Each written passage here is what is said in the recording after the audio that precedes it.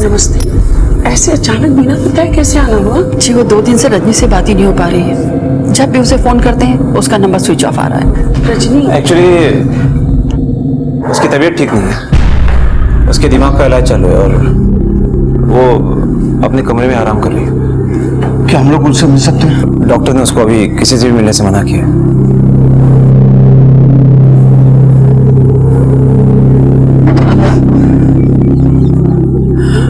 पता नहीं क्या हो गया मेरी बच्ची को। ऑटो। बेटा, लोग बाहर जाके कुछ बवाल तो नहीं करेंगे? नहीं मामा, कुछ नहीं होगा। उज्जवल एक काम कर, उन लोगों को फोन कर बोल के अलर्ट हो जाए, किसी को भी रजनी से मिलने न दे। जल्दी फोन कर। कुछ नहीं होगा।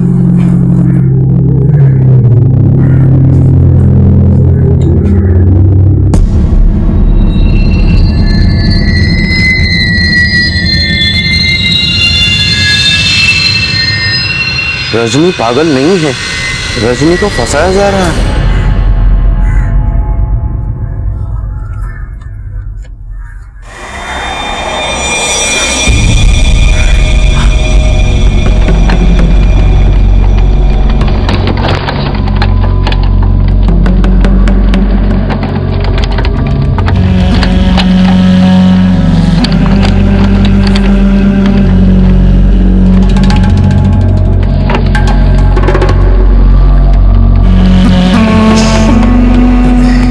अच्छा हुआ इसके साथ, ये साबित करना चाहती थी कि मैं इसके साथ गलत कर रहा हूं। अब इसकी सारी जिंदगी ये साबित करने में निकल जाएगी कि ये पागल नहीं है। रजनी की हालत का मंजर देखकर दिल सिहर उठता है और मन बार बार ये सवाल करता है कि कोई इंसान इतना नीचे कैसे गिर सकता है कि एक मासूम लड़की की जिंदगी को इस तरह से बदतर बना दे कि मौत और जिंदगी में कोई फर्क ही ना दिखे। जिन आंखों में अपने खुशहाल भविष्य के सपने लिए रजनी ने मेहता परिवार में कदम रखा था, आज वही आंखें बेजान दिखाई दे रही थी। रजनी अपने ससुराल गई तो थी उनके खिलाफ सबूत इकट्ठा करने, लेकिन उसके खिलाफ हुए एक और षड्यंत्र ने उसे मेंटल असाइलम तक पहुंचा दिया। आखिर क्या होगा रजनी के साथ? क्या वो वहां से निकलने में कामयाब हो पाएगी? क्या दुनिया को मेहता परिवार का सच पता चल पाएगा?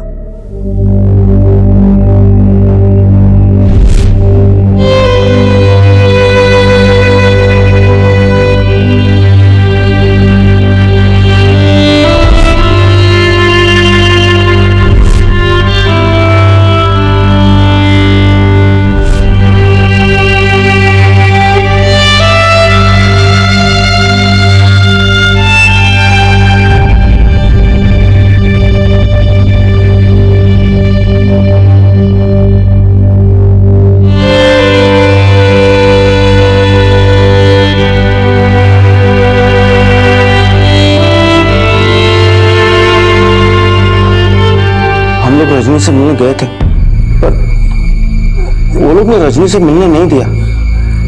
वो कह रहे थे कि डॉक्टर ने रजनी से मिलने के लिए मना किया।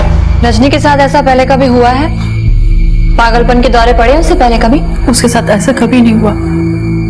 अरे वो तक पूजा पाठ करने वाली बच्ची थी। पता नहीं डॉक्टर ये सब क्यों कह रहे हैं। मेरी बच्ची ऐसी नहीं है। हाँ, उसने एक बार बोला था कि उसके साथ वहां बहुत गलत हो रहा है। तो आप लोगों ने उसकी बात क्यों नहीं मानी? साथ क्यों नहीं दिया उसका? थोड़ा भरोसा कर लेते अपनी बच्ची पर। कुंदन, मैम फौरन पता करो कि रजनी कहाँ है और उज्जवल के परिवार वालों से बात करो। Yes ma'am.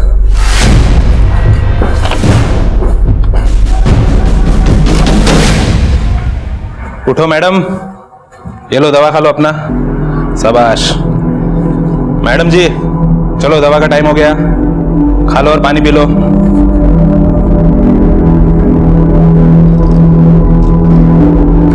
ये लो आपका दवा खा लो।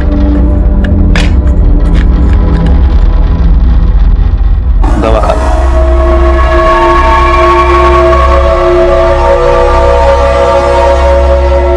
मैडम चलो आप भी ये दवा खा लो। खा लो। मैम मैंने पता लगाया। मैम रजनी के ससुराल वालों का कहना है कि रजनी को फिर से पागलपन का दौरा पड़ा था और फिर डॉक्टर के कहने के बाद उन्होंने उसको मेंटल असाइलम में एडमिट करा दिया है।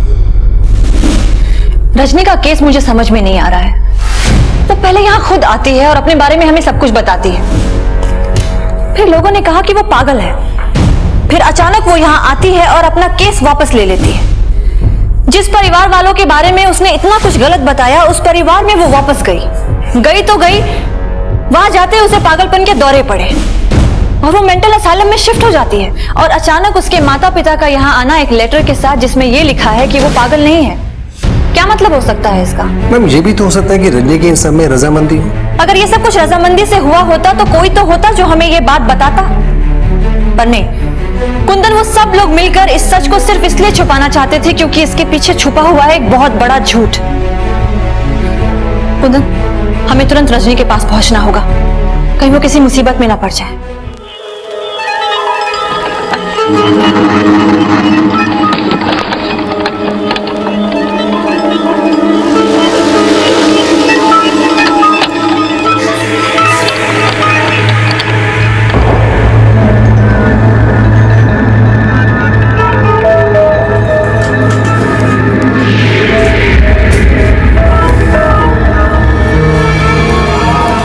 तेरा पहली बार है ना, सीख ले अच्छे से।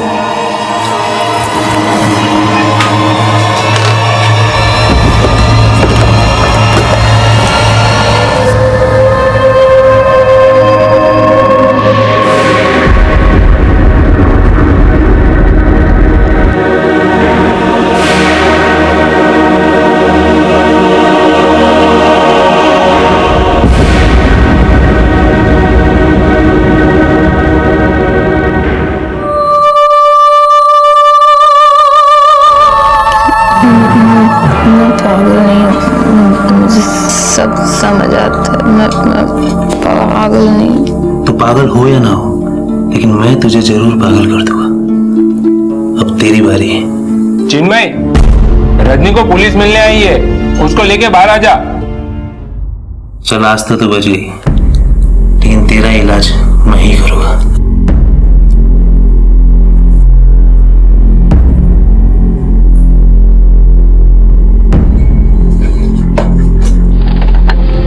और फिर हमने उसे दवाई दी जिससे कुछ आराम मिला, पर मेंटल कंडीशन अभी भी वीक है, रिकवर होने में टाइम लग सकता है।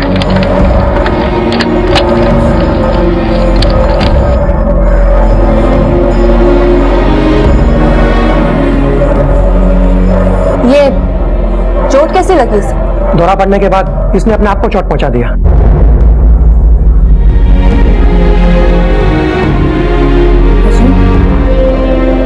रजनी, कैसी हो तुम? आप कौन? देखा आपने, ये इसकी बीमारी का एक हिस्सा है। पहले आपको जानती थी, पर अब आपकी शक्ल भी याद नहीं है। इसी तरह ये कभी भी गुस्से में आ जाती है और फिर ये क्या कर जाती है, इसका होश इसे खुद को नहीं होता। यहाँ आने के बाद इसे बहुत बड़ा दौरा पड़ा और उस दौरान उसने अपने आप को चोट पहुंचा दिया, जिसकी वजह से हम उनके बच्चे को नहीं बचा पाए।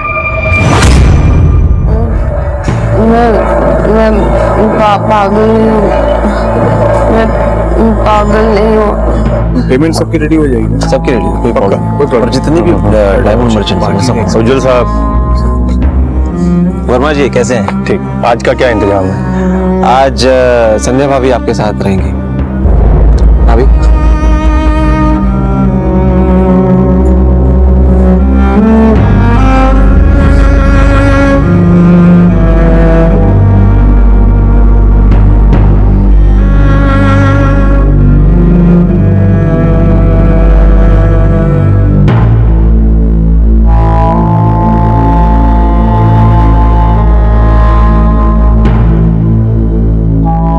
जीवती उनके साथ सोने की बात कह रही हो कि मैं नहीं कर सकती। ज्यादा सती सावित्री बनने की कोशिश मत करो मेरे सामने।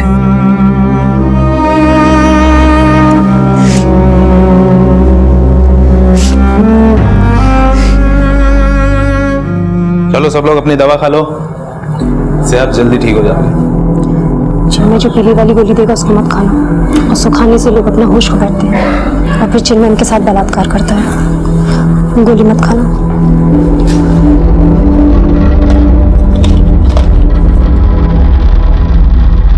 दवा खा लो।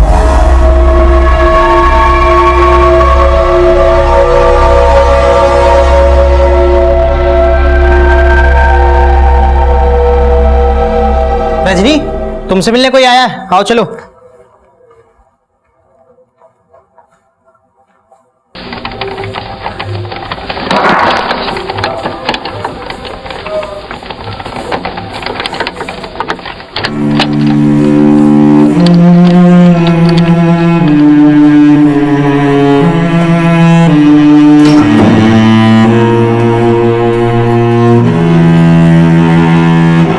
कैसी हो रजनी?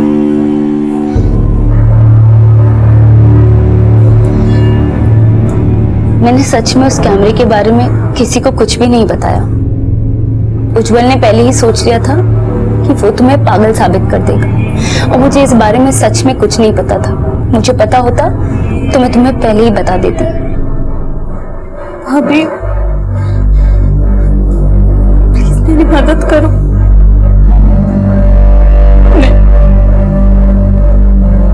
मैं यहाँ नहीं रह सकती। मैं सच में तुम्हारी मदद करना चाहती हूँ, लेकिन मुझ में हिम्मत नहीं। उन लोग को ये पता चल गया कि मैं तुम्हारी मदद कर रही हूँ तो कहीं वो मेरी बच्ची को ना मार दे। अब कब तक सहेंगे ये सब? हर एक ना एक दिन तो सेजल को पता चलेगा ना। जिस दर्द को रजनी ने सहा था, उस दर्द का सामना संध्या ने भी किया था।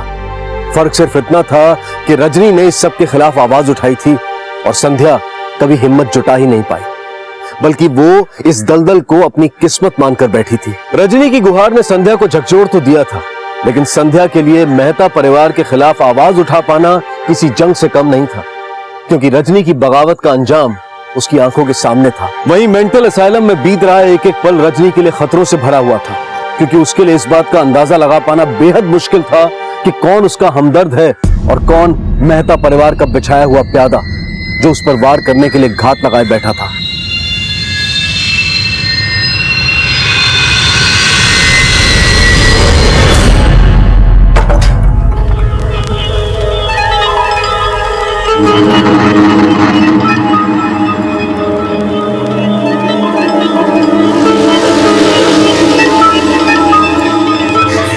उस वक्त तेरा इलाज नहीं हो पाया था ना, चल मेरे साथ तुझे ठीक।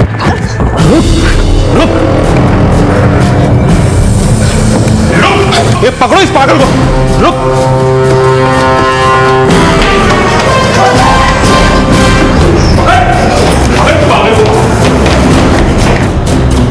पकड़।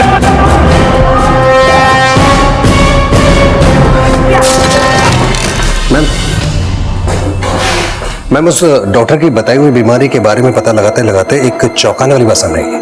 कौन सी बात? मैम ये डॉक्टर जिसके पास रजनी का इलाज चल रहा है, इसकी हिस्ट्री अच्छी नहीं है। मैम इनफैक्ट एक बार ये जाली सर्टिफिकेट बनाने के चक्कर में सस्पेंड भी हो चुका है।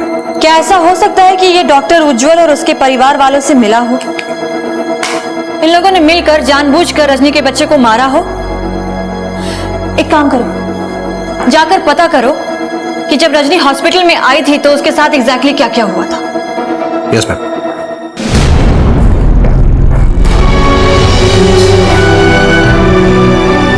चिन्मय जी सर। इसका खास ध्यान रखना। ओके।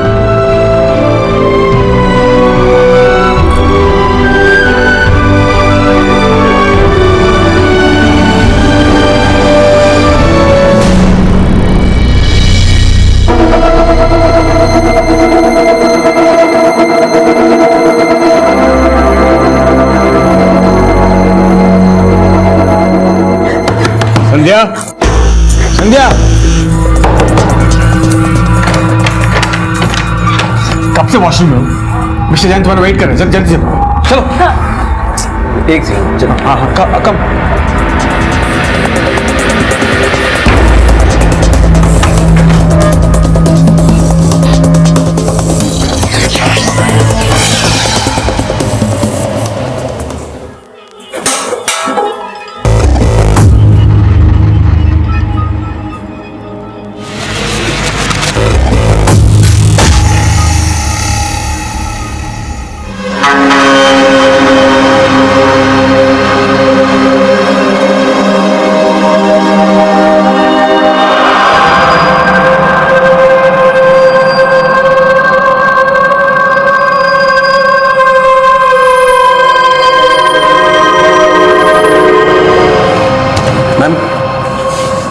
मैम ज्यादा तो पता नहीं लग पाया है, लेकिन जितने भी मेंटल पेशेंट्स हैं उनको संभालने का काम चिन्मय का है। जिस रात को रजनी उस हॉस्पिटल में एडमिट कराई गई थी, चिन्मय वहीं पे था। ये चिन्मय यहाँ पर कई सालों से काम कर रहा है। तो इसका मतलब ये हुआ कि वो उस डॉक्टर का काफी पुराना आदमी है। कहीं ऐसा तो नहीं कि वो भी उस डॉक्टर के साथ मिला हुआ हो? मैडम, आपके लिए किसी ने लेटर छोड़ा।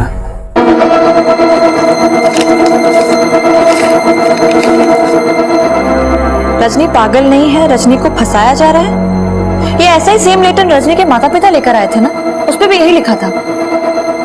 एक सेकेंड।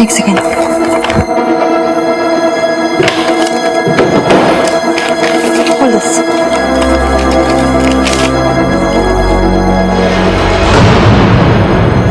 मैम ये दोनों हैंडराइटिंग्स मैच कर रही हैं, पर ये लिखा किसने होगा? ये जो कोई भी है तो मेहता परिवार से ही, बहुत करीबी है, रजनी को अच्छी तरीके से जानता है। हॉस्पिटल भेज दो, रजनी से मिलकर। क्या लगा? हमें पता नहीं चलेगा। पापा को छोड़ दो। मामा इसको लेके दो, लेके जाओ इसको। क्या तुम चलो यहाँ से। तुम क्या सोचेगी? जा। मैं क्या पूछ रहा हूँ? तुम्हारा मोबाइल फोन मिला उज्जवल को, पार्टी की वीडियो क्यों ले रही थी तुम? क्यों? रजनी की तरह अगर चाल चलने का शौक पनप रहा हो ना, तो एक बार फिर से जाकर उसे देख लेना।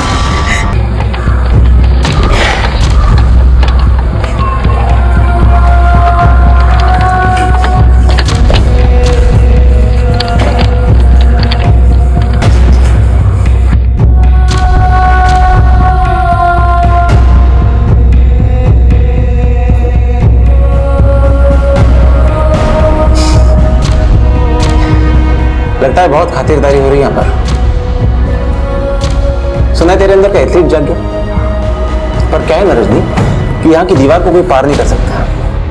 लेकिन एक बात की तो दाद देनी पड़ेगी, तुमने यहाँ पर बैठे बैठे अपना दिमाग लड़ाया और भाभी को भी अपने प्लान में शामिल कर लिया। लेकिन तुम टेंशन मत लो, हमने सब ठीक कर दिया। तब तुम्हें यहाँ से बचाने के लिए कोई नहीं आएगा। उज्जवल, तुम जो बोलोगे ना मैं सब करूंगी।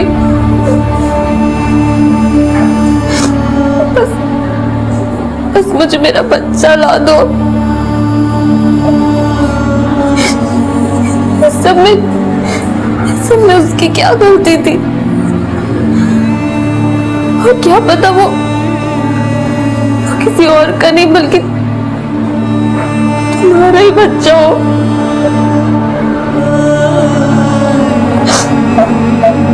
मुझे मेरा बच्चा ला दो।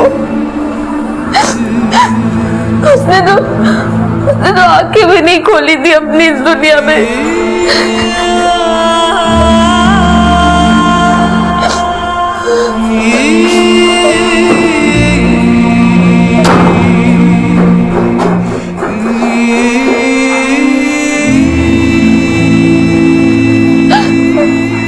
अत्याचार की पराकाष्ठा सहने के बाद अब रजनी का मन अगर किसी के लिए रोता था तो वो था अपने अजन्मे बच्चे के लिए, जिसे इस दुनिया की रोशनी देखने से पहले ही अंधेरे की गर्त में हमेशा के लिए धकेल दिया गया है। जो बच्चा शायद दुनिया के सामने रजनी की आपबीती साबित करने में मददगार होता, उस बच्चे को मार डालने की उज्जवल ने भरसक कोशिश की थी और वो अपनी कोशिशों में कामयाब भी हो गया था। लेकिन वो ये भूल गया कि वो जिस जान का नामो निशान मिटाना चाहता था वो शायद उसका अपना खून भी हो सकता था। एक तरफ जहां संध्या के बाद रजनी के लिए मदद की हर गुंजाइश खत्म हो गई थी, वहीं दूसरी तरफ कोई था जो उसकी इस दशा पर पसीज रहा था। रजनी की अंधेरी दुनिया में शायद रोशनी की एक किरण दिखने वाली थी।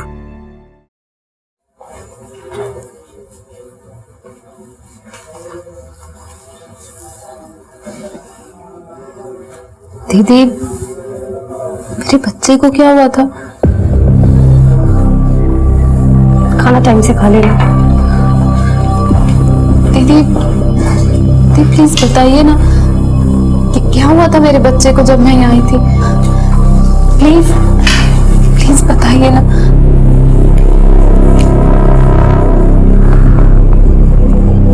रजनी, जब तुम यहाँ आई थी तो तुम बेहोश थी, तुम्हें काफी चोटें भी लगी थी। हम लोगों ने तुम्हारा चेकअप किया, तुम्हारा बच्चा सही सलामत था, लेकिन डॉक्टर साहब ने तुम्हारे बच्चे को अबॉर्ट करने को कहा था।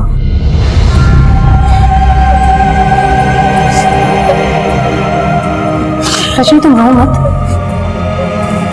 दीदी, दीदी मैं यहाँ नहीं रहना चाहती हूँ। प्लीज प्लीज मुझे यहाँ से किसी तरह निकालिए ना। दीदी दीदी दीदी प्लीज निकालिए ना मुझे यहाँ। दीदी दीदी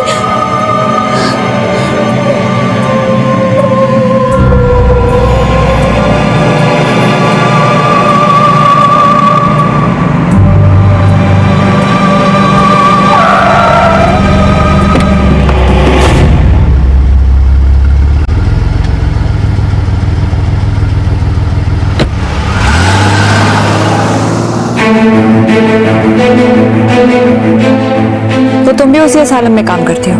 जी मैडम, और रजनी की देखभाल भी मैं ही करती हूँ। काफ़ी वक्त से वहाँ काम कर रही हूँ। बहुत कुछ होते देखा है वहाँ पे, लेकिन जो अब हो रहा है वो सब देख के मैं और चुप नहीं रह सकती थी, इसलिए मैंने आपको कॉल किया। क्यों? ऐसा क्या हो रहा वहाँ पर? उस रात मैं ड्यूटी पे थी, तभी हॉस्पिटल के बाहर आके एक कार रुकी। उस रात रजनी का पति आया था रजनी को लेकर। वो बहुत घायल थी।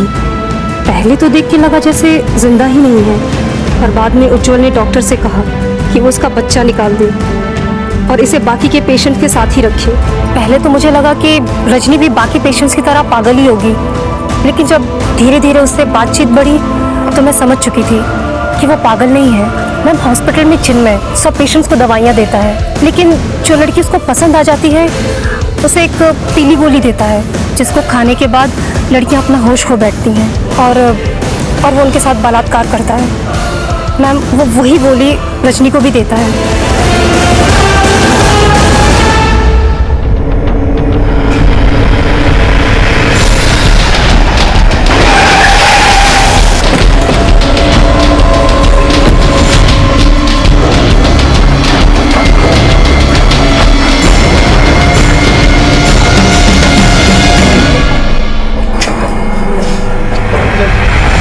मैडम मैं सच बोल रहा हूँ मैडम, वो लड़की पागल है। उसने खुद से अपने बच्चे का नुकसान किया है, मैंने कुछ नहीं किया है। मैं क्यों कुछ करूं? ज्यादा चालाक बनने की जरूरत नहीं है, समझा? तेरे हॉस्पिटल की बाकी लड़कियों से सब पता चल चुका है मुझे, तो उनके साथ क्या क्या करता है। तेरे पास बस एक ही रास्ता है, या तो तू हमें सब कुछ सच सच बता, वरना निर्भया एक्ट लगाकर तेरी जिंदगी मौत से भी बदतर कर दूंगी। मैडम ये सब मुझे उस डॉक्टर ने करने के लिए कहा था।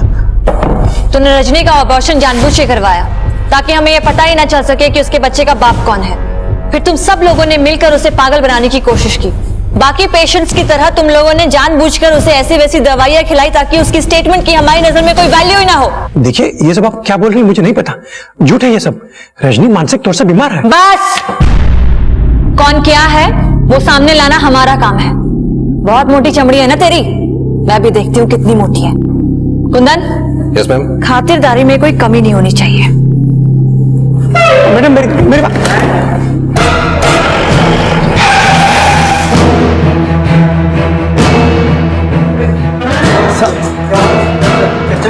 अरे कहाँ ले जा रहे हैं आप?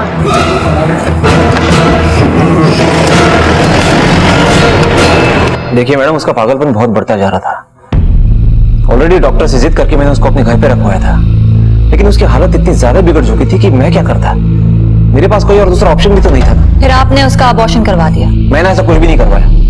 मुझे तो खुद डॉक्टरों से पता चला कि पागलपन की हालत में उसने खुद को चोट पहुंचा ली, और जिसकी वजह से बच्चा गिर गया। मैम एक सेकंड मैम, हम इसको ज्यादा देर रख नहीं सकते क्योंकि इसका बड़ा भाई लॉयर के साथ यहाँ पर आया है और उसके पास बेल ऑर्डर्स है। और मैम उनका ये भी कहना है कि अगर अबॉर्शन जबरदस्ती हुआ है तो भी इसके बारे में उनको कुछ पता नहीं है। इसके लिए अगर कोई जिम्मेदार है तो वो चिन्मय है। और मैम इन्होंने डॉक्टर की भी बिल करा ली है।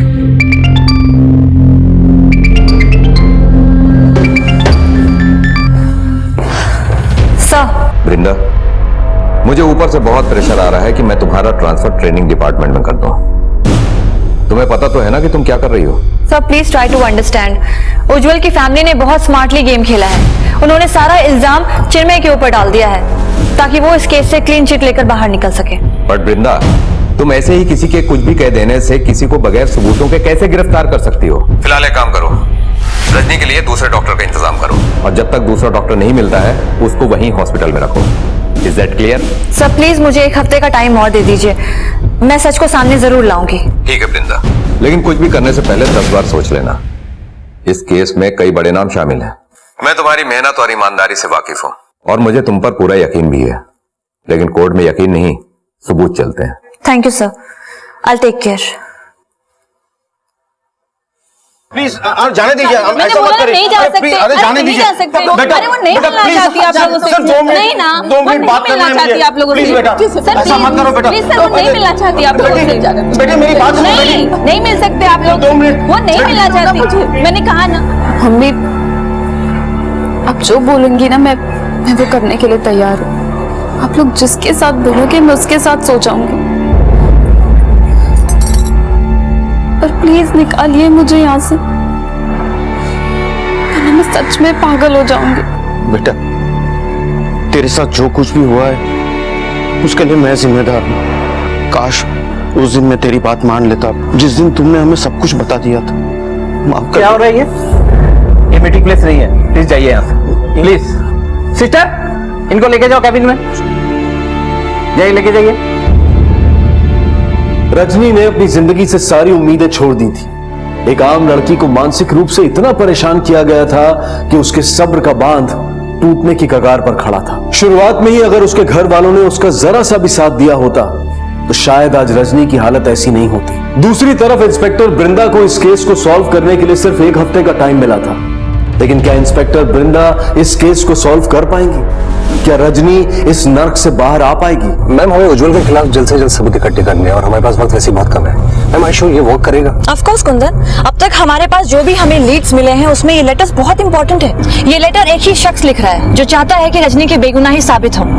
बस एक बार उसके बारे में पता चल जाए तो हमारे सामने काफी सारी चीजें क्लियर हो जाएंगी। बाय द वे, तुम स्कूल में बात की? यस मैम, मैंने उनको इनफैक्ट इन्फॉर्म भी कर दिया कि वो इस बात को अपने तक रखेंगे। परफेक्ट।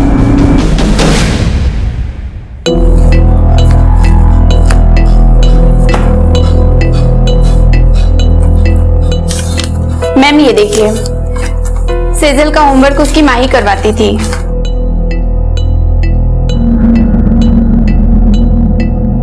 अक्सर सेजल को कुछ लेटर्स सिखाने के लिए उसकी माँ उसे लिख कर दिखाती थी। ये मम्मा ने लिख दिया और टीचर को बता देना कि मम्मा ने देख लिया। ठीक है, अब हम दूसरा होमवर्क करते हैं। यहाँ पर इस पन्ने पे। हाँ क्या बात है, अभी तक तैयार नहीं हुई तुम? मैंने सुबह कहा था ना कि आज रात का प्लान क्या है? पर मुझे इसका होमवर्क कराना है। इसका होमवर्क होते रहेगा, मेरी डील दोबारा नहीं होगी। चलो जल्दी जल्दी जल्दी आ जाओ। मैं कहीं नहीं जाऊंगी। कैसी हो रजनी? ठीक हो? दीदी थैंक यू सो मच। आप नहीं होते तो पता बस अब टेंशन लेने की कोई जरूरत नहीं है। तुम्हारा केस एक नए डॉक्टर के पास है, अब बस वो तुमसे एक बार मिलेंगे और सब ठीक हो जाएगा। रजनी, तुमसे मिलने कोई आया है। अच्छा।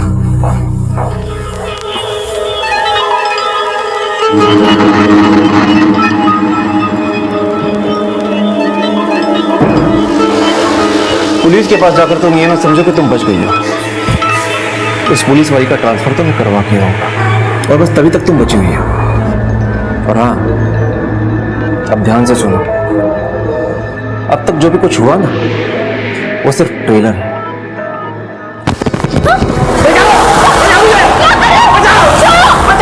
छोड़ो मुझे, छोड़ मुझे, छोड़। पागल हो गए आप लोग? कि सिगरेट है कि नहीं? कुछ मार देते हैं मुझको, कपड़े फाड़ दे, खून निकाल दिया। छोड़ूंगा नहीं मैं, कंप्लेंट करके रहूंगा इसकी। मैंने कुछ नहीं किया।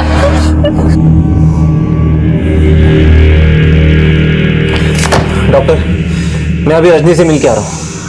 आप मुझे बताइए कि वो कब तक ठीक होगी। आप देख रहे हैं मेरी शर्ट फाड़ दी, ये देख रहे हैं मेरी क्या हालत कर दी उसने। अरे मुझे समझ में नहीं आता कि आप उसको खुला कैसे छोड़ सकते हैं। She is dangerous. आप शांत हो जाइए, रजनी का केस मैं हैंडल कर रहा हूँ, उसका अभी पूरा चेकअप बाकी है। उससे अगर किसी को खतरा है तो हम उसे सेपरेट वार्ड में शिफ्ट कर देंगे। और ऐसा करने की कीमत क्या होगी?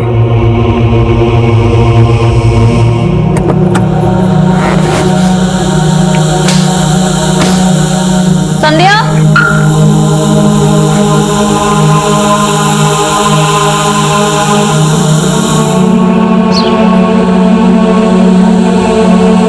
ये क्या कर रही है आप? छोड़िए।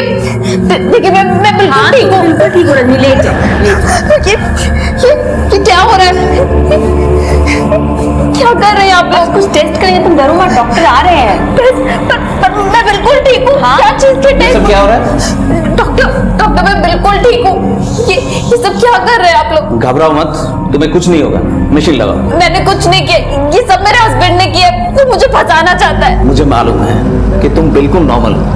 उज्जवल ने मुझे पैसे देने की कोशिश की, लेकिन शायद उसको ये पता नहीं कि जिंदगी पैसों से ज्यादा कीमती है। हमें तुम्हारी मदद करने दो।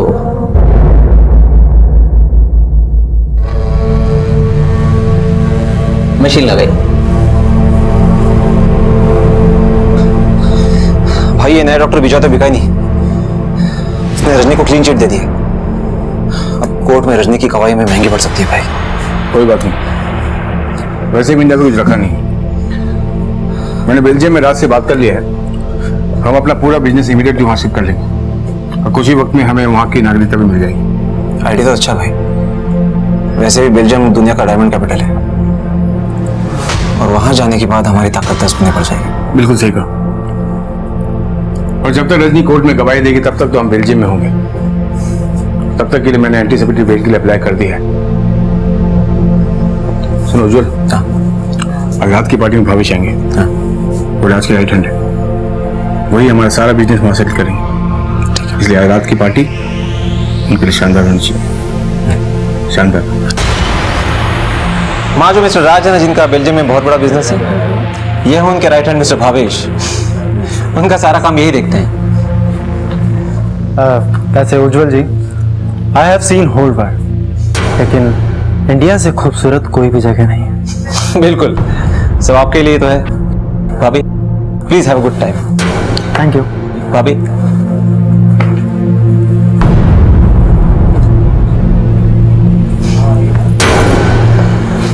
माँ मोहित कौन से? मोहित ने कभी बताया नहीं कि आप इतने खूबसूरत हैं। खैर कोई बात नहीं, एक रात बहुत होती है एक दूसरे को जानने के लिए। बैठिए। वैसे आप एक्सक्यूज मी, मुझे वॉशरूम जाना। हाँ it's okay, I can understand. जल्दी आइएगा। बड़ी अंडरस्टैंडिंग झाड़ रहा है, पकड़ो इसे। चलो ताकि ये कमरे में तलाशी लो। उज्जवल क्या हो रहा है सब? मुझे मैडम क्या है, आप मुझे जानती नहीं है, आपका ट्रांसफर करा दूंगा मैं। अब जेल में बैठकर ट्रांसफर करवाना मेरा। क्या? देखता हूँ कैसे जेल में डालेगी आप। क्या क्राइम कर रहे थे हम लोग? एक दूसरे के साथ मर्जी से सो रहे थे, किसी का रेप नहीं हो रहा था यहाँ पर। अपनी मर्जी अपने पास रख। तुम्हारे खिलाफ कोर्ट में जब गवाही पेश करूंगी ना, तो तुम्हारे होश उड़ जाएंगे।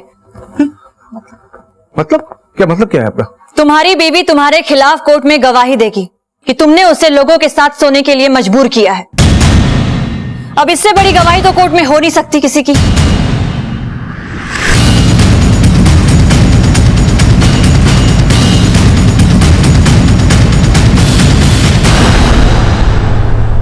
संध्या,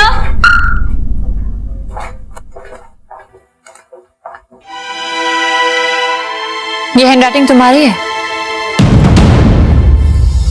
संध्या, हम जानते हैं कि ये हैंडराइटिंग तुम्हारी है और तुम रजनी की मदद भी करना चाहती हो, लेकिन इस तरीके से छुप छुप के लेटर लिखने से कुछ नहीं होने वाला है। तुम्हें खुलकर सामने आना पड़ेगा।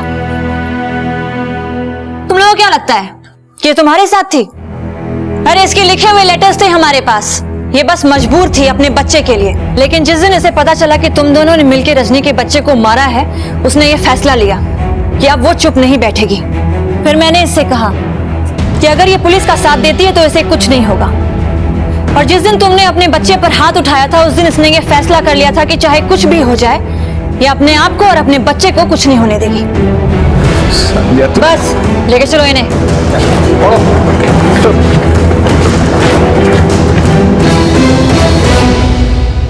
रजनी, तुम्हारे सारे रिपोर्ट्स आ चुके हैं, तुम बिल्कुल नॉर्मल हो। अब तुम कोर्ट में गवाही दे सकती हो। उज्जवल और उसके सारे साथी गिरफ्तार हो चुके हैं। इंस्पेक्टर वृंदा तुम्हारा बाहर इंतजार कर रही है। जाओ।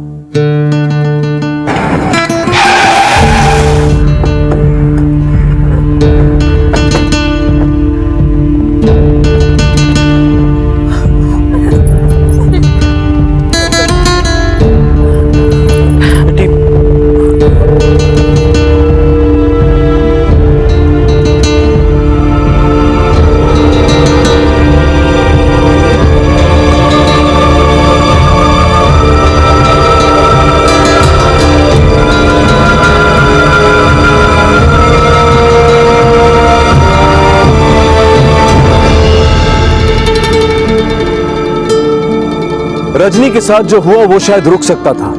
उसकी ये हालत ना होती अगर किसी ने उसकी बात सुनी होती, उसे समझा होता, उसका साथ दिया होता। लेकिन ऐसा नहीं हुआ, क्योंकि कहीं ना कहीं हम आज भी बेटियों को पराया धन समझते हैं। उनकी शादी के बाद हमारी जिम्मेदारी खत्म नहीं होती, बल्कि शुरू होती है, क्योंकि शादी के बाद एक स्त्री का दूसरा जन्म होता है, जहां उसे नए परिवार में, नई दुनिया में ढलना होता है। इसलिए जानना बेहद जरूरी है कि उसकी नई दुनिया कैसी है, क्योंकि हमारे बच्चों की खुशी में ही हमारी अपनी खुशी होती है। इस केस से जुड़े सभी अभियुक्त आज सलाखों के पीछे हैं। उन्हें उनके किए की सजा जरूर मिल जाएगी, लेकिन उनमें से कोई भी रजनी का बीता हुआ कल नहीं लौटा पाएगा। पर हम उम्मीद करते हैं कि फिर किसी रजनी के साथ ऐसा ना हो। अब मैं अनूप सोनी आपसे विदा लेता हूं। फिर मुलाकात होगी अगले एपिसोड में और खुलासा करेंगे एक और जुर्म का। तब तक अपना और अपने परिवार का ख्याल रखें और देखते रहें क्राइम पेट्रोल डायल 100। सबक एक को, सीख हम सबको। जय हिंद।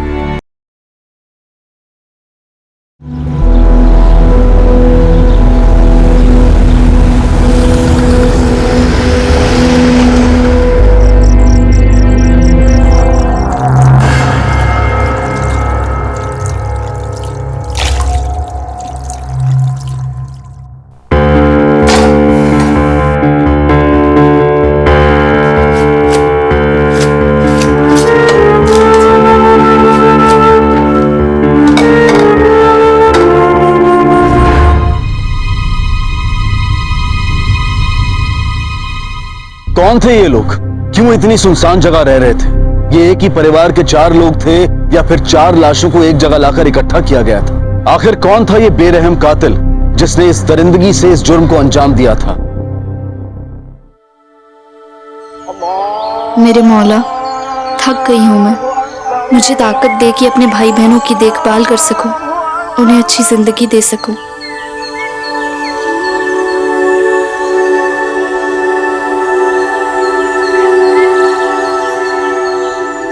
बेटी, अल्लाह ताला के फजलो करम से तुम्हें बहुत लंबी उम्र मिले।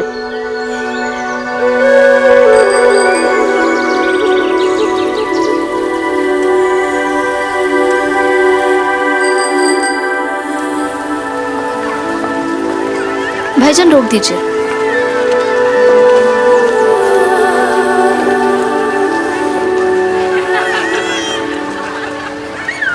आधा किलो आलू दे दीजिए, थोड़ी सी मिर्ची और प्याज भी दे दीजिए आधा किलो। देखो बिटिया, पहले पुराना हिसाब चुकता करो, तभी हम सब्जी देंगे। कलीम भाई, आपको तो सब पता है, थोड़े दिन की मोहलत दे दीजिए, आपकी पाई चुका दूंगी। देखो, और मोहलत नहीं देंगे, इस बार तो दे देते हैं। आगे से आएंगी, पूरी पाई चुकाएंगी, तभी हम सब्जी देंगे। बिल्कुल बिल्कुल। क्या आधा किलो? आधा किलो आलू, आधा किलो प्याज और थोड़ी मिर्ची। लो बेटी, अब की ध्यान रखना। शुक्रिया भाई। डरा दिया ना? क्या आप भी? एक्स्ट्रा क्लास से जल्दी छुट्टी हुई तुम्हारी? हाँ, स्कूल से क्लास गया, क्लास की जल्दी छुट्टी हो गई।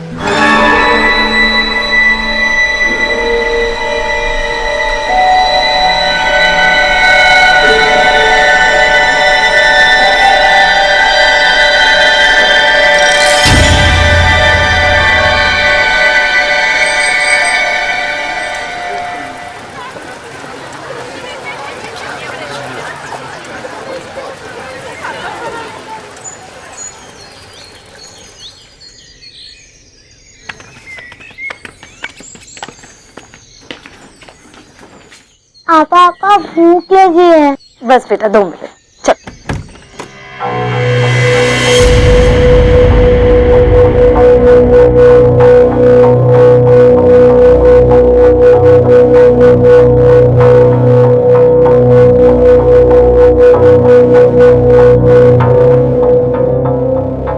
अंदर जाओ।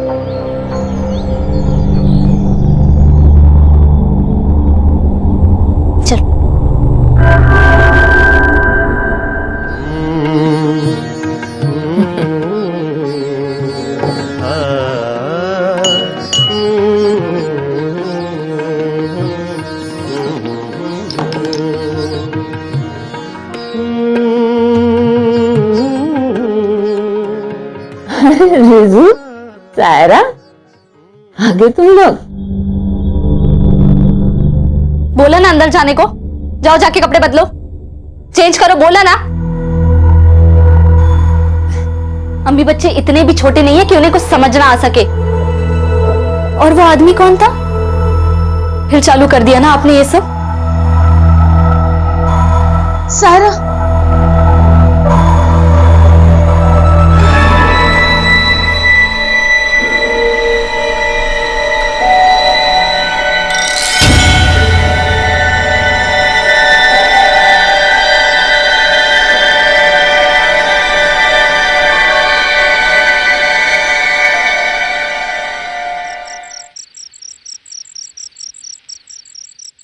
अच्छा तुम दोनों अपनी आंखें बंद करो।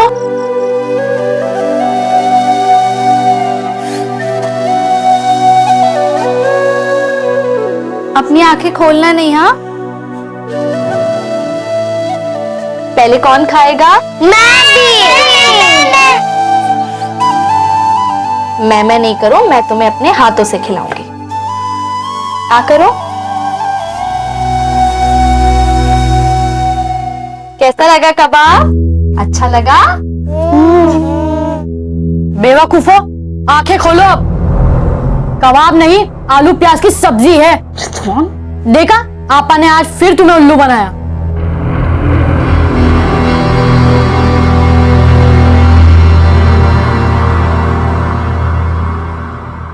अच्छा चलो अपने हाथ से खाओ, है ना? और तुम भी आके खा लो, मैं अम्मी को देके आती हूँ।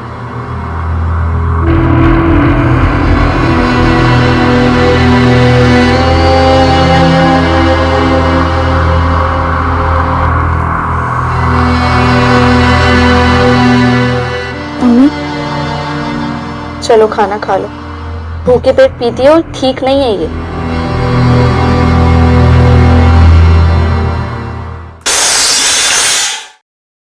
क्यों पीती हो इतना? गिरा दिया ना खाना। बचपन में तू गिरा देती थी तो मैं डांटती थी क्या तुझे? मैं शराब पी के तो नहीं गिराती थी ना।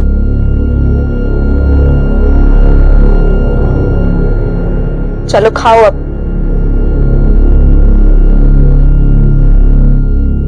हाँ और नहीं, मैं थक गई हूं। मैं उम्र देखो मेरी, इस उम्र में बड़ी बहन की जगह 3 बच्चों की मां बन के रह गई, क्योंकि आपको कोई होश नहीं रहता। मेरी अपनी कोई जिंदगी नहीं है। अम्मी आपको मेरी कसम, इस चुड़ैल से निजात पालो, मैं सब संभाल लूंगी। नाशुक्र हो तुम सब लोग, बिल्कुल अपने अब्बा की तरह। काम गलत करने के लिए 2 कतरे पी लेती हूँ, तब जाके अंदर का तूफान थमता है। अपने बारे में सोचती हो ना बस, मेरा नसीब, मेरा गम। हम तो कुछ है ही नहीं।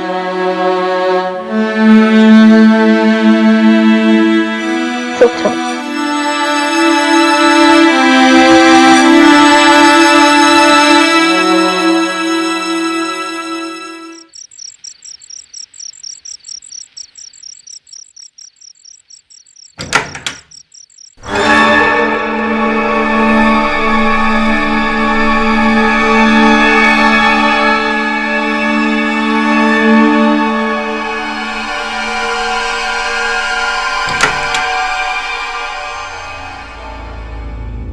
मैंने कहा था ना आपसे, आपको मैंने पढ़ी नहीं है क्या?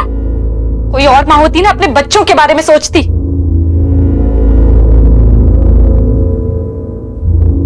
ये ले, बिजली का बिल चुका देना और सौदा ले आना बाजार से। और हाँ, सब्जी वाले का बकाया भी चुका देना।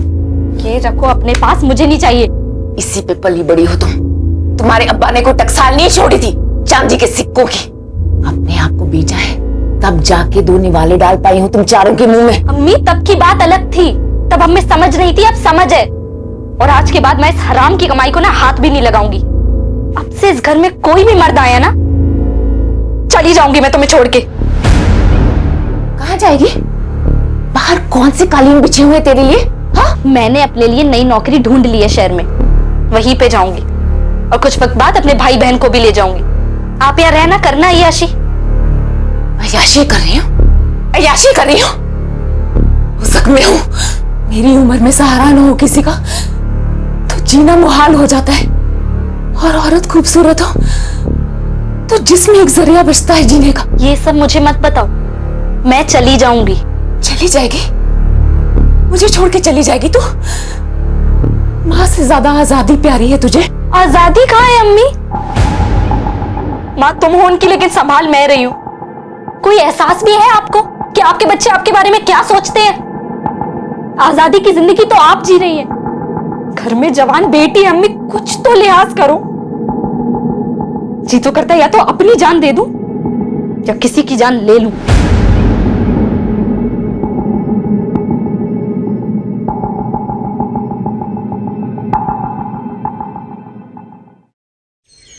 पोस्टमैन,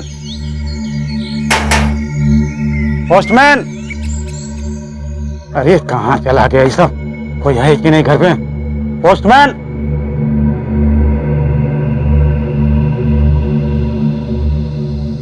पोस्टमैन, ये बदबू कैसे आ रहा? अरे कोई घर पे है?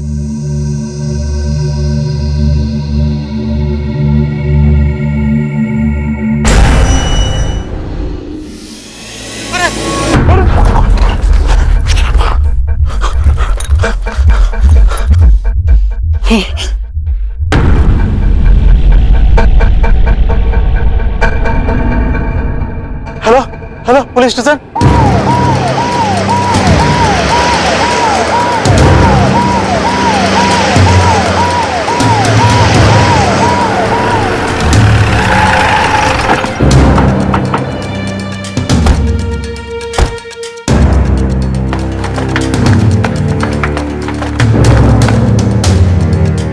खोलो इसे।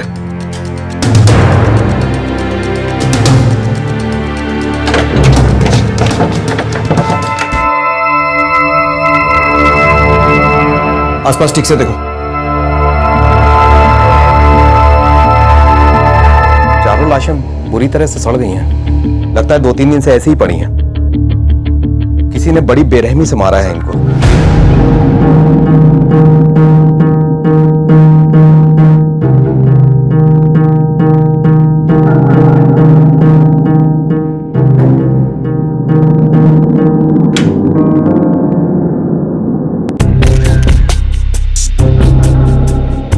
हैं खूनी बच्चे। घर में माँ बाप का भी कोई नामो निशान नहीं है, और इस सुनसान इलाके में अकेले रहते थे। आसपास कोई बस्ती भी नहीं है। पता कैसे चलेगा?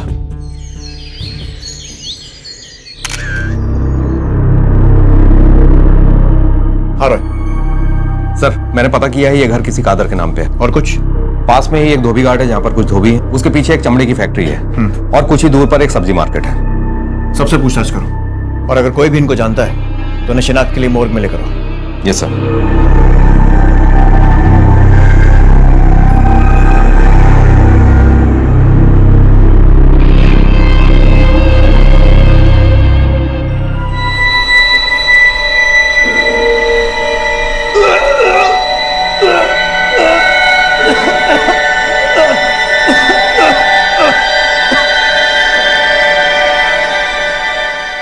माफ करना साहब, लाश देखते उल्टी आ गई। हो गया कार्यक्रम। कौन है ये लोग? साहब ये सायरा और उसके भाई बहन हैं, रिजवान, सोहेल और रजिया। और हाँ साहब, इनकी माँ भी थी, शबनम। माँ? लेकिन हमें तो घर में सिर्फ 4 बॉडीज मिली थी। कहाँ है इनकी माँ? अब हमको क्या मालूम साहब, 6 महीने ही पहले मकान किराए पर चढ़ाया था। उनकी फैमिली के बारे में कुछ अलग या कुछ अजीब था? हाँ साहब, मैं जब भी किराया लेने जाता था, दोनों माँ बेटी में किसी न किसी बात को लेकर झगड़ा रहता था। सच कहूँ साहब, सायरा को देखकर बहुत तरस आता था। ठीक है, तुम जा सकते हो, और आप लोग भी, लेकिन जरूरत पड़ी तो दोबारा बुलाऊंगा। जी साहब। सर, माँ बेटी के बीच में बहुत झगड़े होते थे। बेटी तो रही नहीं, उसके साथ साथ उसके भाई बहन भी। सिर्फ माँ गायब है। कहीं ऐसा तो नहीं कि माँ ने ही ये सारा कांड किया हो और फरार हो गई? तो बस शबनम के घर जाकर बारीकी से तलाशी लेते हैं, कोई ना कोई सुराग तो जरूर हाथ लगेगा। 4 बेनाम लाशों को अब नाम तो मिल चुके थे, सायरा, रिजवान, रजिया और सोहेल। लेकिन ये किस परिवार के बच्चे थे? जब इनके कत्ल हुए तब इनकी मां कहां थी? वो अब तक गायब क्यों थी? क्या इस परिवार की किसी से दुश्मनी थी? या फिर मां ने ही किसी के साथ मिलकर इस जुर्म की साजिश की थी। एक बेहद उलझा हुआ केस पुलिस के सामने था, जिसका कोई सिरा हाथ नहीं आ रहा था। एक अंधी गली में सुराग ढूंढने की कोशिश की जा रही थी।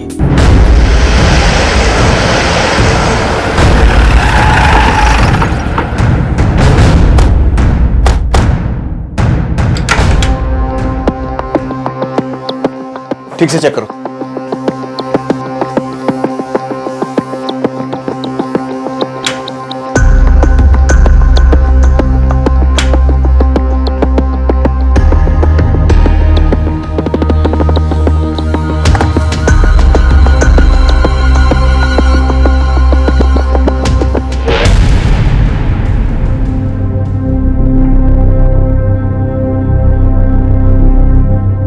सर, ये स्कूल यूनिफॉर्म मिला है। मॉडर्न माउंट स्कूल का लोगो है इस पर। इस स्कूल से पता चल सकता है कि ये लोग कौन है। गुड। ये दवाई की रसीद भी मिली है। आयत मेडिकल स्टोर। इसकी डेट के हिसाब से हमें बॉडीज मिलने के 4 दिन पहले यहाँ से दवाइयाँ खरीदी गई थी। सर, बॉडीज की हालत देख के लग रहा था कि वो लगभग 2 दिन पुरानी है। इसका मतलब मर्डर से 2 दिन पहले या तो इनमें से कोई बाहर गया था या फिर बाहर से कोई आया था यहाँ दवाइयाँ लेकर। एक काम करते हैं, पहले स्कूल चलते हैं। यस।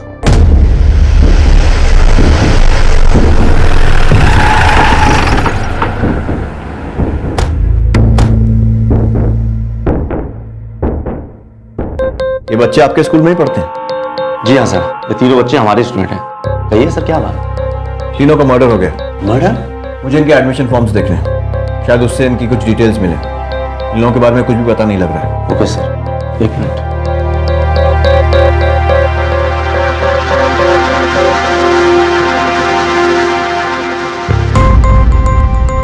जी सर, ये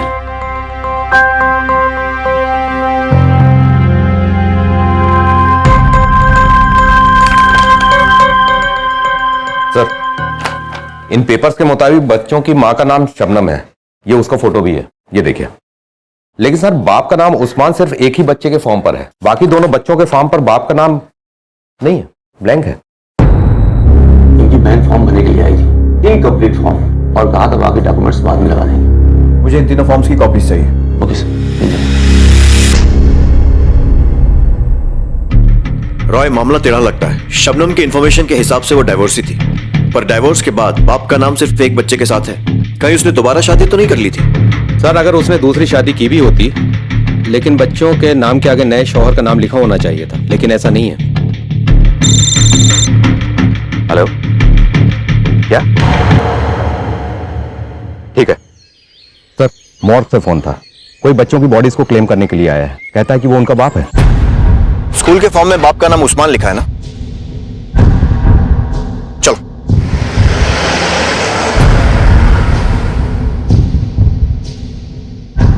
उस्मान। जी साहब। तुम ही उन बच्चों के पिता? हाँ साहब। कोई आईडी प्रूफ लाया? जी साहब।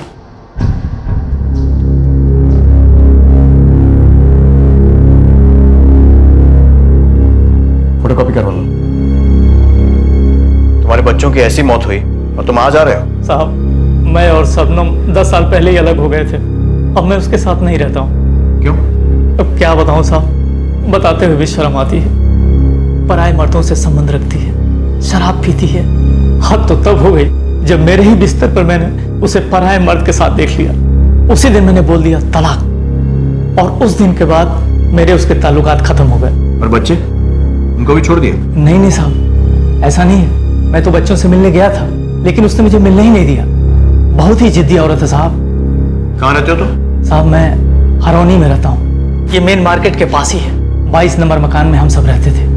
साथ में मैं साइकिल की फैक्ट्री में नौकरी करता था। तुम्हें कैसे पता चला कि बच्चों की मौत हो चुकी है? साहब, मैं जब बच्चों से मिलने स्कूल गया तब मुझे पता चला। स्कूल के एडमिशन फॉर्म में 2 बच्चों के नाम के साथ तुम्हारा नाम नहीं है। क्यों? साहब, वो मेरे ही बच्चे हैं। मेरे पास बर्थ सर्टिफिकेट है उनका। आप ये देखिए।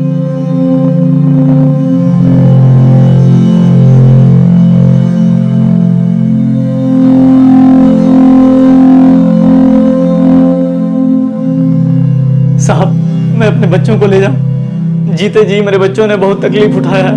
मेरे होते हुए लावारिस की तरह उनकी लाश पड़ी हुई है। उनको ले जाकर दफना देंगे, ताकि मरने के बाद कम से कम उनको रूह को सुकून तो मिल जाएगा। बॉडीज दे दो। यहाँ कहाँ ठहरे? साहब मैं अमर लॉज में ठहरा हूँ साहब, कपूरथला मार्केट के पास ही है सर। बच्चों को ले जाऊँ सर? बॉडीज हैंड ओवर कर दो।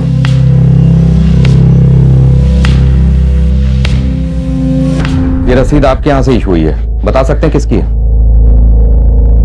जी हाँ सर, ये तो हमारा रेगुलर कस्टमर है, ज्यादातर शाम को ही आता है। आखिरी बार कब आया था? सर 2 दिन पहले। ये पेमेंट कैश में करता था या कार्ड वगैरह से? सर पेमेंट हमेशा कैश से करता था, लेकिन लास्ट टाइम उसके पास कैश नहीं था तो उसने कार्ड से पेमेंट किया था। तो उसकी ट्रांजैक्शन रिसिप्ट होगी आपके पास? जी सर होगी, थोड़ा ढूंढना पड़ेगा। देखिए।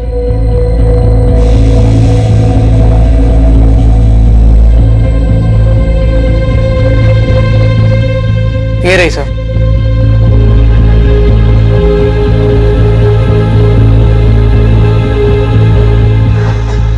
सर, जो आदमी मर्डर से पहले मेडिकल स्टोर आया था उसकी अकाउंट डिटेल्स मिल गई है। मैं बैंक जाकर पता करके आता हूं। सर, उस आदमी की बैंक डिटेल्स मिल गई हैं। उसका नाम खालिद है।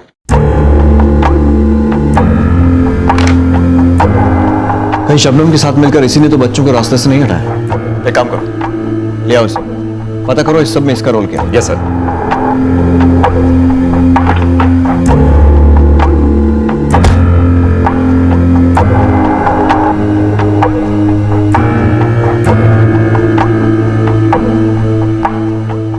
सर, ये खालिद तो गायब हो गया। ठीक है, एक काम करो, अपना एक खबरी लगा दो उसके पीछे। ठीक है सर।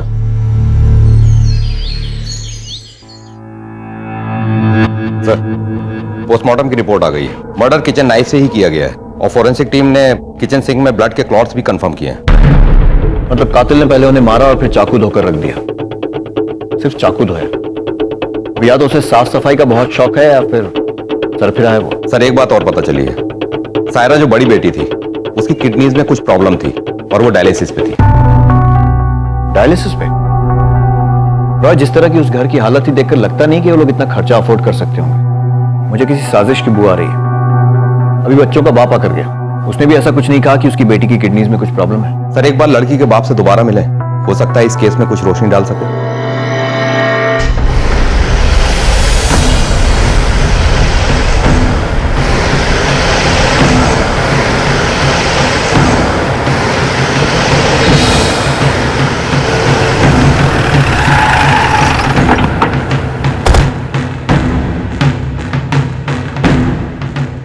Excuse me.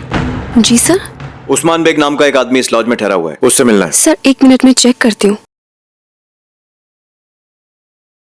सर वो तो चेकआउट कर गया। कब? सुबह 9 बजे। 9 बजे? या सर, वो डेड बॉडीज क्लेम करने के लिए 11 बजे आया था, उसके पहले ही चेकआउट कर लिया। रॉय, रूम चेक करो। Yes sir. उस्मान ने आईडी प्रूफ के लिए जो भी डॉक्यूमेंट्स दिए हैं सबकी फोटोकॉपीज चाहिए। जी सर, 2 मिनट लगेंगे। ठीक है। सर, मैंने कमरा चेक किया, कमरा पूरी तरह से साफ है, ऐसे जैसे जाने से पहले उसने सारे सबूत मिटा दिए। 4 बच्चों का मर्डर होता है और मां गायब। बाप लाशें लेने आता है और वो भी गायब। तुम ही उन बच्चों के पिता? हाँ साहब। कोई आईडी प्रूफ लाया? जी साहब।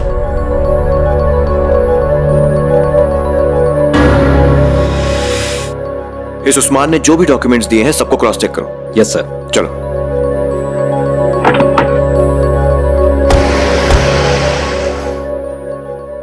सर, उस्मान ने जो भी डॉक्यूमेंट दिए थे सबके सब फर्जी। व्हाट? मतलब उस्मान था ही नहीं? तो फिर इन बच्चों का असली बाप कहां है? और वो नकली उस्मान यहां क्यों आया था? और शबनम, उसका कुछ पता चला? सर, जिससे भी पूछताछ की सबने यही बताया कि लड़की ही घर संभालती थी। सब्जी वाले ने बोला लड़की ही सौदा लेने आती थी और कभी कभी तो पैसे भी नहीं होते थे देने के लिए। और लोगों ने यह भी बताया कि लड़की की उसकी मां से बनती नहीं थी। और सर, मां के कैरेक्टर के बारे में जो भी सुना कुछ अच्छा नहीं सुना। किसी ने शराबी तो किसी ने अय्याश बताया। कुछ लोगों ने कहा कि धंधा करती थी और यही पता चला है कि वो उसके बहुत सारे आशिक थे। सर, कहीं ऐसा तो नहीं कि ये नकली उस्मान भी उसका आशिक हो और इन दोनों ने बच्चों को मर्डर करके भागने का प्लान बना लिया? हो सकता है, लेकिन पहले पता यह करना है कि ये नकली उस्मान यहां आया क्यों था। शायद ये पता करने के लिए कि हम इन्वेस्टिगेशन में कहां तक पहुंचे हैं। अगर कोई तो है जो हमें गोल गोल घुमा रहा है, और जब तक ये शबनम हमारे हाथ नहीं लगेगी ये केस नहीं सुलझेगा। लेकिन सर, हम उस तक पहुंचेंगे कैसे? हमारे पास उसकी फोटो के सिवा कुछ है भी नहीं। अब उसकी फोटो ही बोलेगी रॉय। 4 बच्चे जिनकी मां उनकी मौत होने से पहले तक उनके साथ थी, लेकिन अब गायब थी। एक शख्स उसका पति बनकर आया और लाशों को दफन करके चला गया, लेकिन वो शबनम का पति उस्मान नहीं था, बल्कि कोई और था। हर कदम पर पुलिस के लिए यह केस एक ना सुलझने वाली पहेली बनता जा रहा था। अब पुलिस को लग रहा था कि इस साजिश में ये नकली उस्मान भी शामिल है। लेकिन ये नकली उस्मान आया कहां से था? किसने भेजा था इसे? क्या शबनम के चाहने वालों में से कोई था? इस मामले में राज और गहरे होते जा रहे थे।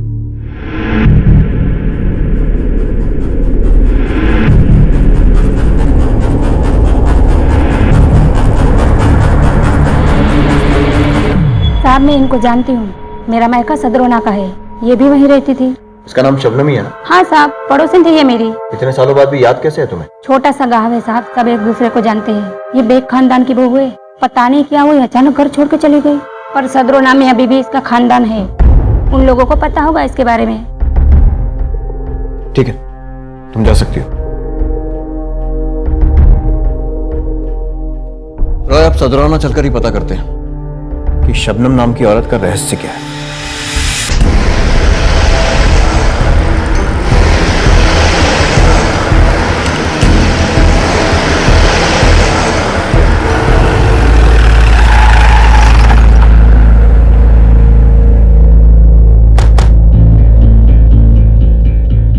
सर को समझ में नहीं आ रहा है, इतने बड़े घर की बहू उस सुनसान जगह पे भाड़े के मकान में अपने बच्चों के साथ रह रही थी। ये शबनम तो किसी सस्पेंस नॉवल के कैरेक्टर जैसी लग रही है। हर बार एक नए राज से पर्दा उठता है। चलो देखते हैं ये लोग क्या नया राज खोलते हैं।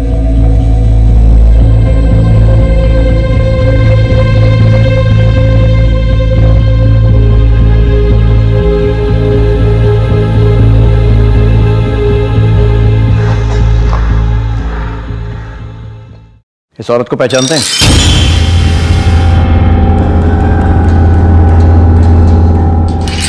ये मेरी भाभी शबनम। और आपकी तारीफ? मैं इनके शोहर का छोटा भाई हमीद, और ये मेरी बेगम हिरम।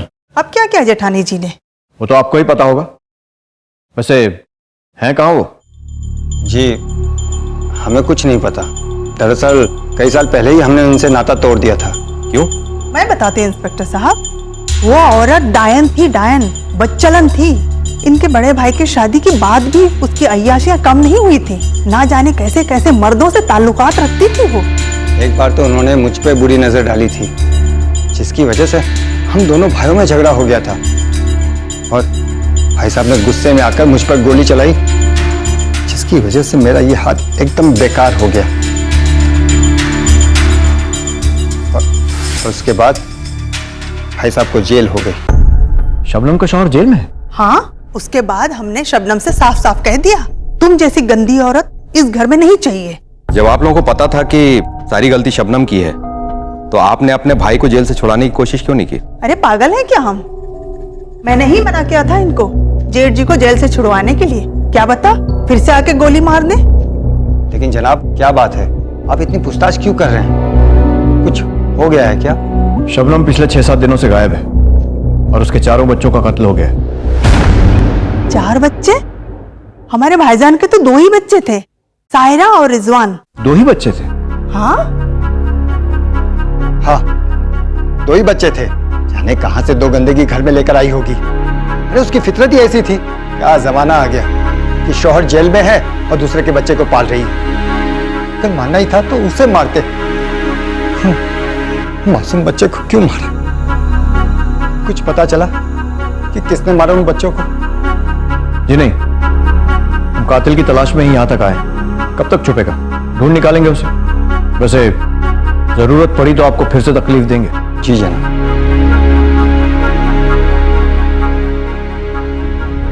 वो समझ में नहीं आ रहा है कि ये 2 बच्चों का बाप कौन है।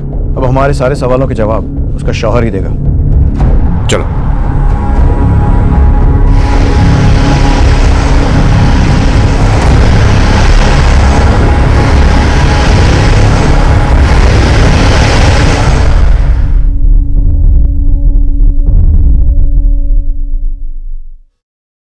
कौन मार सकता है मेरे बच्चों को?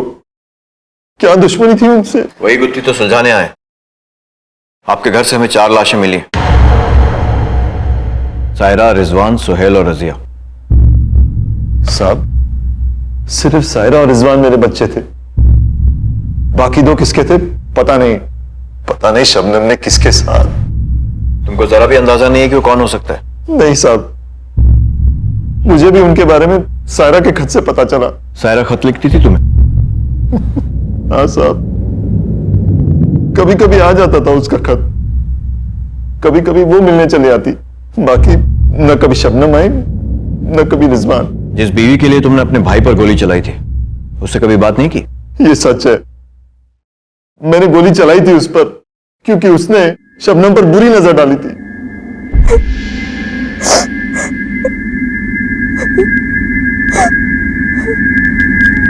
क्या हुआ शब्बू, तुम रो क्यों रही हो? कुछ बोलोगी भी? मैं कुछ बोलूंगी तो आप मेरा यकीन नहीं करेंगे। तुम ऐसे कैसे सोच सकती हो? बोलो क्या हुआ? आपके भाई हमीद ने मेरे साथ हमीद? नीयत बुरी है उनकी।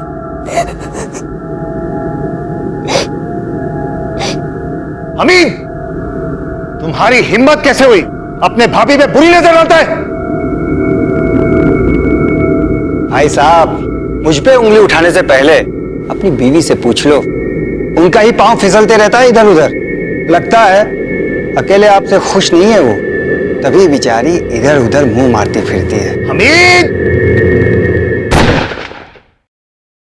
गुस्से में गोली चल गई और पुलिस ने मुझे गिरफ्तार कर लिया। फिर बाद में पता चला कि मेरे छोटे भाई ने और भाभी ने मेरी बीवी बच्चों को घर से निकाल दिया। सब तब तक तो मेरा पूरा एतबार शबनम पर था, पर मैं यहां जेल में और उसने वहां 2 और बच्चे पैदा कर दिए। अब क्या एतबार करता मैं?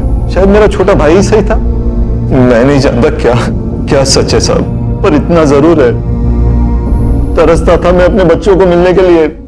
कभी कभी जब सायरा आ जाती मिलने तो लगता था जैसे मेरी खोई हुई जिंदगी मुझे मिल गई हो।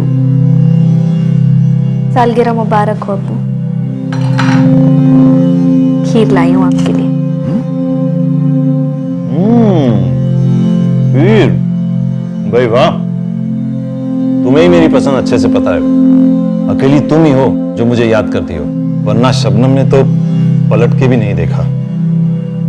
खैर छोड़ो, कैसी हो तुम? और रिजवान कैसा है? बिन बाप के बच्चे कैसे होंगे अब्बू? अकेले आप जेल में नहीं है, हम भी उधर सजा ही काट रहे हैं।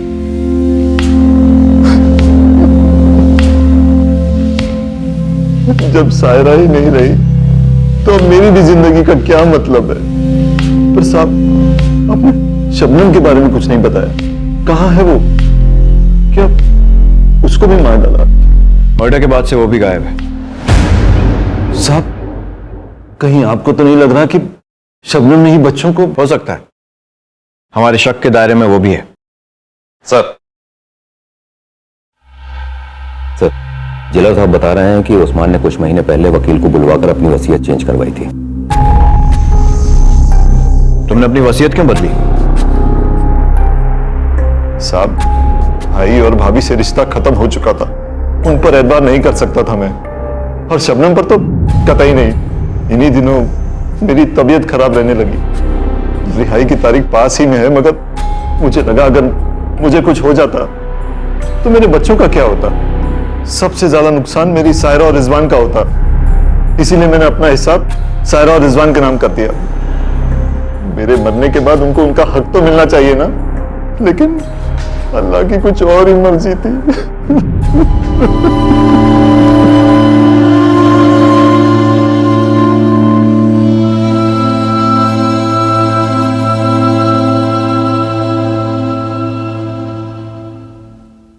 रॉय, बाप का किरदार सामने आते ही माँ और रहस्यमयी लगने लगी। अब लगता है शबनम इन मर्डर्स की वजह। कैसी माँ होगी जिसने अपनी ही अय्याशियों के लिए अपने बच्चों की जान ले ली? सर, अब हमारा अगला कदम क्या होगा? शबनम। अब हर कदम पर शबनम की तलाश। ससुराल से वो 10 साल पहले निकली थी, उसके बाद से वो कहां कहां रही है, किस किस के साथ उसने रिश्ता जोड़ा है, सबका कच्चा चिट्ठा निकालो। हो सकता है किसी पुराने यार के साथ छुप कर बैठी हो। Yes sir.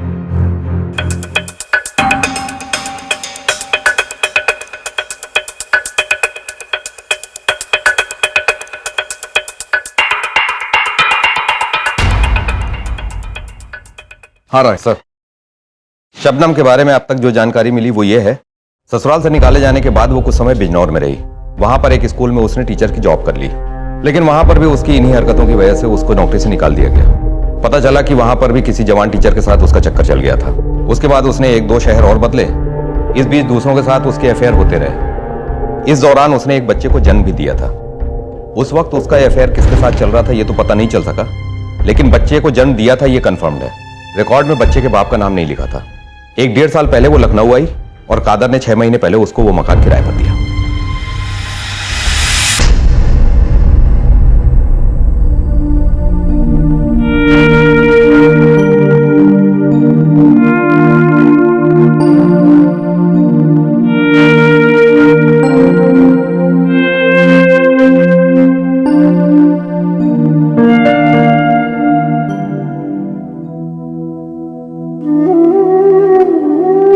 रिहाई मुबारक हो अब्बू।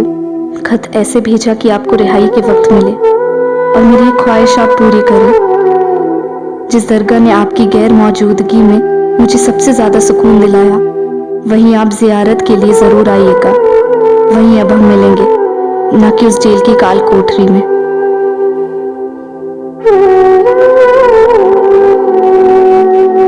अब्बा, यहाँ आकर ख्वाहिशें पूरी हों या ना हो, दुआ करके दिल को तसल्ली मिल जाती है। अब हम मिलेंगे तो इसी दरगाह पर, यही मेरी एक आरज़ू है। और आपसे खूब लड़ूंगी मैं। इतने बरस दूर जो रही हूँ, सब हिसाब पूरा करूंगी। लड़ूंगी और गले भी लगाऊंगी आपको। आपकी लाडली सायरा।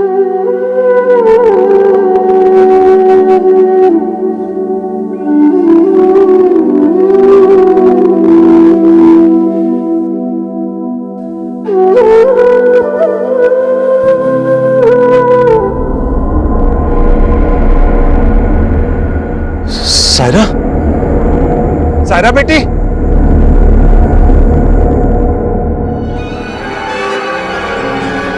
सायरा, सायरा, सायरा। साहब, मेरी बेटी सायरा जिंदा है। क्या सायरा जिंदा है? हाँ साहब, अभी मैंने उसे दरगाह पे देखा। अगर सायरा जिंदा है तो लाश किसकी थी? यकीन करिए साहब, मैंने देखा उसे दरगाह से जाते हुए। तुम दरगाह पर क्या करने गए थे? जेल से रिहा होते वक्त सायरा का खत मिला था। वो उस दरगाह को बहुत मानती थी, इसीलिए सबसे पहले वहीं गया और फिर मेरी नजर उस पर पड़ी। वो वहां से जा रही थी। मैंने आवाज भी दी उसे, लेकिन शायद उसने सुनी नहीं। वो टेम्पो टैक्सी में बैठ के चली गई वहां से। तुम्हें यकीन है कि वो सायरा ही थी? अरे साहब, बाप हूं उसका, पहचानूंगा नहीं? बाप की नजर धोखा नहीं खा सकती साहब। मेरा यकीन कीजिए, ढूंढिए उसे। हो सकता है वो किसी मुश्किल में हो। मैं आपके हाथ जोड़ता हूं साहब। ठीक है रॉय, जाओ और जाकर पता करो किसी और ने भी उसे वहां देखा है क्या।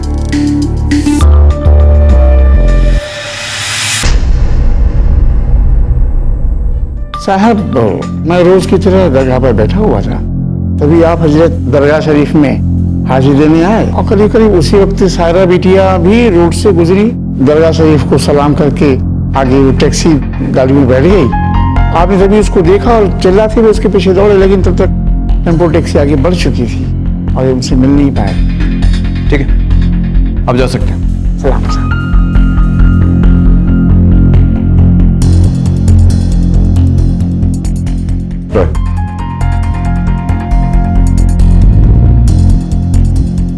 बॉडी की शिनाख्त मकान मालिक ने की थी ना? हाँ सर, खादर नाम है उसका। लेकर आओ उसे, पता करो कि कहीं उसने हमें जानबूझकर गुमराह तो नहीं किया। तब तक हम सारे को ढूंढते हैं। Okay sir. 4 लाशों से शुरू हुई इस जुर्म की कहानी ने लिया था एक सनसनीखेज मोड़, जहां सायरा के पिता ने सायरा को जिंदा देखा था। क्या सायरा वाकई जिंदा थी? और अगर सायरा जिंदा थी तो फिर वो चौथी लाश किसकी थी? इस केस का हर नया मोड़ इसे और पेचीदा बना रहा था। तलाश शिनाख्त क्यों की? तुझे पता था ना कि वो सायरा नहीं है?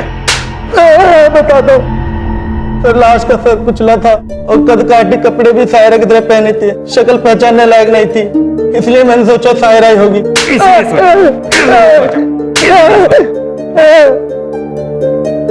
अभी तेरी शक्ल देख के मुझे लग रहा है कि तू ही कातिल है। सच सच बता, तू नहीं मारा ना उसको? तू नहीं मारा ना? नहीं साहब, खुदा कसम मैंने कुछ नहीं किया। मैंने सोचा लाशें 4 बच्चों की होंगी, लाशें सड़ी थी, मुझे उल्टी भी हो गई थी, आपने देखा था। सायरा जिंदा है।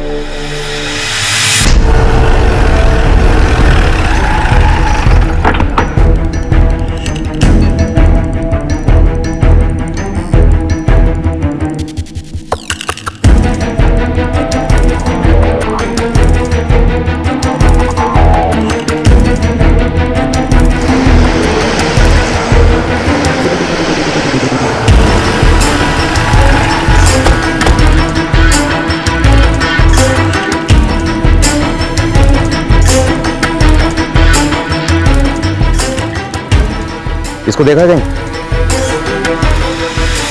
हाँ सर, देखा मैंने इसे। कहाँ देखा? सवारी लेके गया था इसकी में। वो लड़कियों का गर्ल्स हॉस्टल है ना, वो क्या नाम है, संप्रीति गर्ल्स हॉस्टल। संप्रीति।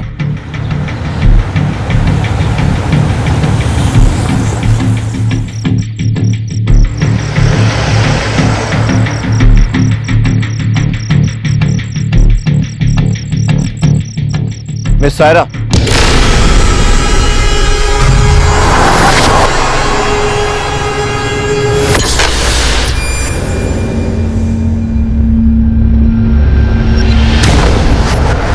खुलेंगे कई राज, कातिल होगा बेनकाब। कल रात 10:30 बजे इस कहानी दरिंदे के दूसरे और आखिरी भाग में। अब मैं अनूप सोनी आपसे विदा लेता हूं, फिर मुलाकात होगी। तब तक अपना और अपने परिवार का ख्याल रखें और देखते रहें क्राइम पेट्रोल डायल 100। सबक एक को, सीख हम सबको। जय हिंद। इस तरह के और भी एपिसोड देखने के लिए हमारे चैनल को सब्सक्राइब करें और बेल आइकन दबाना ना भूलें।